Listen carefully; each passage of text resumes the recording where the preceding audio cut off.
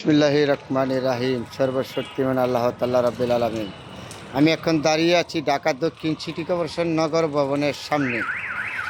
যে প্রতিষ্ঠানটা দেখেন, এই প্রতিষ্ঠানটা জন্ম থেকে মৃত্যু পর্যন্ত সেবা দিয়ে থাকে কর্মকর্তা কর্মচারীবৃন্দ।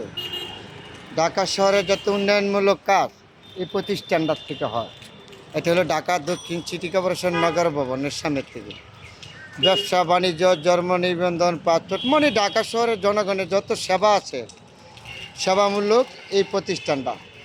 এখান থেকে কর্মকর্তা কর্মচারীবৃন্দ সেবা দিয়ে থাকে ঢাকাবাসীকে সবসময়। এই প্রতিষ্ঠান এমন একটা প্রতিষ্ঠান, তার গুণগান আমি বলে শেষ করতে পারি। এই প্রতিষ্ঠানটা সফলে একজন মেয়র ছিল, যে বাংলাদেশের গেরিলা যুদ্ধ এমন কিনে মানুষ চিনবে না, যার নাম বীর মুক্তিযোদ্ধা সাদেক হোসেন খোকা। এই প্রতিষ্ঠানটা উন্নয়নমূলক কাজ করে গেছে। সাদেক হোসেন খোকার অবদান সফল প্রতিষ্ঠান সাদেক হোসেন খোকাই করেছে। তারই যোগ্য সন্তান ইঞ্জিনিয়ার ফিরহাদ হোসেন নির্বাচিত হয়েছে। স্বৈরাচার সরকার শেখ হাসিনার সরকার তাপস, সে ভোটে নির্বাচিত, তাকে ফেল করাইছে ক্ষমতার প্রভাব খাটিয়ে। তারপরে পাশে একজন স্বৈরাচার সরকার পালিয়ে গেছে। পালিয়ে যাওয়ার পরে আইনের মাধ্যমে, এর আগে আইনের আশ্রয় কখনো নিতে পারে না, শুধু একটা মামলা করে রাখছিল ইঞ্জিনিয়ার ইসরাত হোসেন। এই মামলাটা 5 আগস্টের পরে কোর্টে আবার উঠাইছে পরে তার পক্ষে রায় আসছে, হাইকোর্ট তাকে রায় দিয়েছে। নির্বাচন কমিশনার তার পক্ষে গেজেট প্রকাশ করেছে জনতার মেয়র ইঞ্জিনিয়ার ইসরাত হোসেনের পক্ষে। এখন সেই মেয়র হয়েছে। মেয়র হওয়ার পরে এই প্রতিষ্ঠানটার মাঝে একটা স্বার্থ গোষ্ঠী আছে।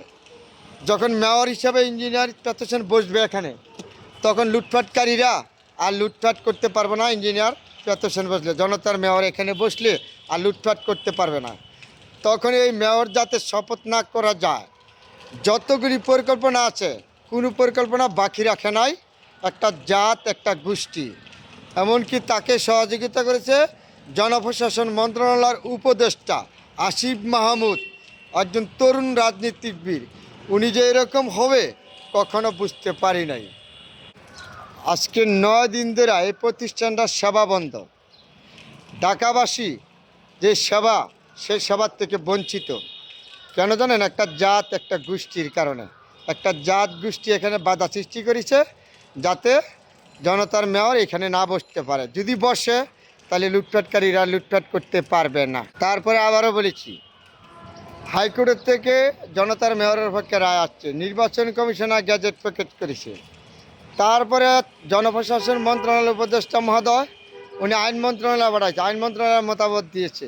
আবার নির্বাচন কমিশনারকে উনি চাপ দিয়েছে এটা মামলা করার জন্য, আইনে নাই, করতে পারে নাই, সব দিক দিয়ে ব্যর্থ।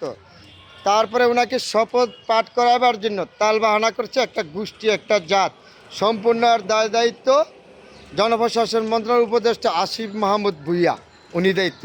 ওনার চারকিনাতে যে আমলারা আছে, যদি জনতার মেয়র এখানে বসলে আর উনি লুটপাট করতে পারবে না, ওনার আমলারা লুটপাট করতে পারবে না। এখন তো লুটপাট করে শেষ করেছে এই প্রতিষ্ঠানটা। যখন বসতে পারবে না, তারপরে এই জনতার মেয়রের বিরুদ্ধে দাঁড়িয়ে গেছে। আজকে 9 দিন এই প্রতিষ্ঠানটা বন্ধ।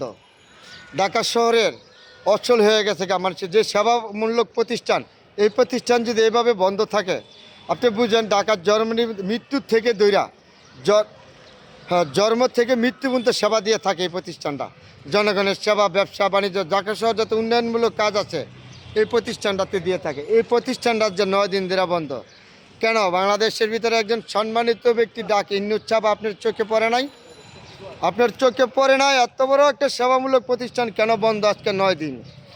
ঢাকাবাসীর দুঃখ দুর্দশা কেন আপনি হয়তো দেখেন নাই, দেখলে আজকে কেন অবিলম্বে এই জনতার মেয়রের পক্ষে ঢাকা শহর লক্ষ লক্ষ মানুষ নেমে গেছে রাস্তাঘাটে। আজকে 9 দিন ধরে আন্দোলন করেছে জনতার মেয়রের পক্ষে। তাহলে কেন আপনি দেখেন না? একজন সম্মানিত উপদেষ্টা যারা দায়িত্ব আছেন, আপনারা কেন? আপনারা তো জনগণের নির্বাচিত ভোটার না, আপনারা জনগণের মতামতে চলবেন। তো কোথায় ইসরাতের শপথ গ্রহণ করার বাধা? এটা আঙ্গুলটা দেখায় দেন, ঢাকাবাসী চলে যাবে ঘরে।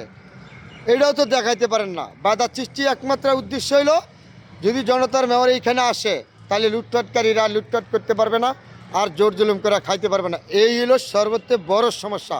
আবারও বলেছি, ডাক ইন্নুর চাপ, আপনি একজন সম্মানিত ব্যক্তি, আপনি এখনও দেখেন অতি শীঘ্রই এই ব্যবস্থা নেন, জনতার মেয়রকে দায়িত্ব বুঝিয়ে দেন, ঢাকাবাসীকে শান্তিতে থাকার জন্য ব্যবস্থা করে দেন।